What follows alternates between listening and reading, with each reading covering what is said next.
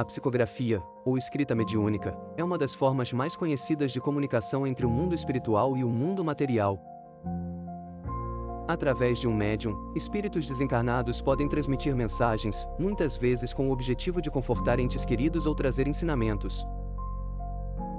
Mas quando essas mensagens vêm de figuras famosas, como escritores, músicos ou personalidades históricas, surge uma questão importante: como avaliar a autenticidade dessas mensagens à luz do Espiritismo? Primeiramente, é importante entender como a psicografia funciona dentro da doutrina espírita. Allan Kardec, o codificador do Espiritismo, definiu a mediunidade como uma faculdade natural que algumas pessoas possuem de se comunicar com o plano espiritual. No entanto, o Espiritismo alerta para a necessidade de cautela ao interpretar essas comunicações, pois a mediunidade, mesmo sendo uma ferramenta valiosa, não está isenta de erros ou fraudes. Assim, nem toda mensagem psicografada deve ser aceita cegamente. Quando o assunto é a psicografia de espíritos famosos, o cuidado deve ser ainda maior. O primeiro ponto a considerar é se a mensagem transmitida está de acordo com o estilo e a personalidade do espírito em questão. Por exemplo, se um médium afirma ter recebido uma mensagem de um escritor famoso desencarnado, é importante analisar se o conteúdo, a linguagem e a estrutura da mensagem são compatíveis com a obra e a forma de expressão daquele escritor quando estava vivo.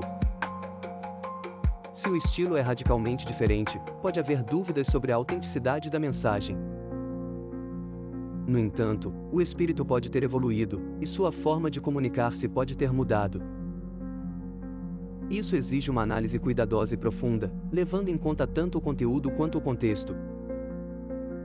Outro ponto essencial é o caráter moral e ético da mensagem.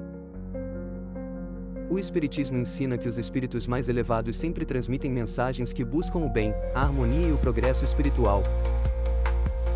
Se a mensagem de um espírito famoso traz ideias fúteis, sensacionalistas ou contrárias aos princípios de amor e caridade, isso pode indicar que a comunicação não veio de um espírito evoluído, mas de um espírito menos esclarecido, ou até mesmo que a psicografia foi influenciada pelos próprios pensamentos do médium. Espíritos verdadeiramente elevados não incentivam vaidade, orgulho ou discussões sem propósito. A intenção do médium também é um fator importante a ser analisado.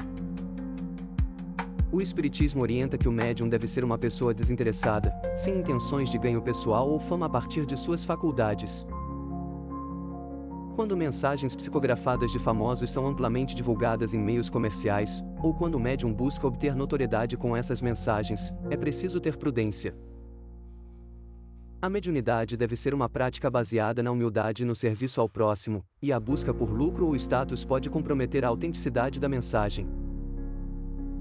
Além disso, o Espiritismo sugere a validação cruzada das mensagens. Muitas vezes, uma comunicação de um espírito pode ser comparada com outras recebidas por diferentes médiuns, em locais e tempos distintos.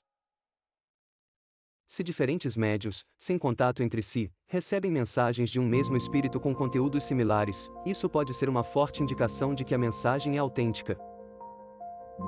Essa prática de confrontar várias mensagens ajuda a reduzir o risco de mistificações e influenciações inconscientes do médium. Outro critério importante é observar se a mensagem traz algum tipo de instrução ou ensinamento espiritual relevante. O Espiritismo valoriza a mensagem que eleva o pensamento e contribui para o progresso moral e intelectual da humanidade.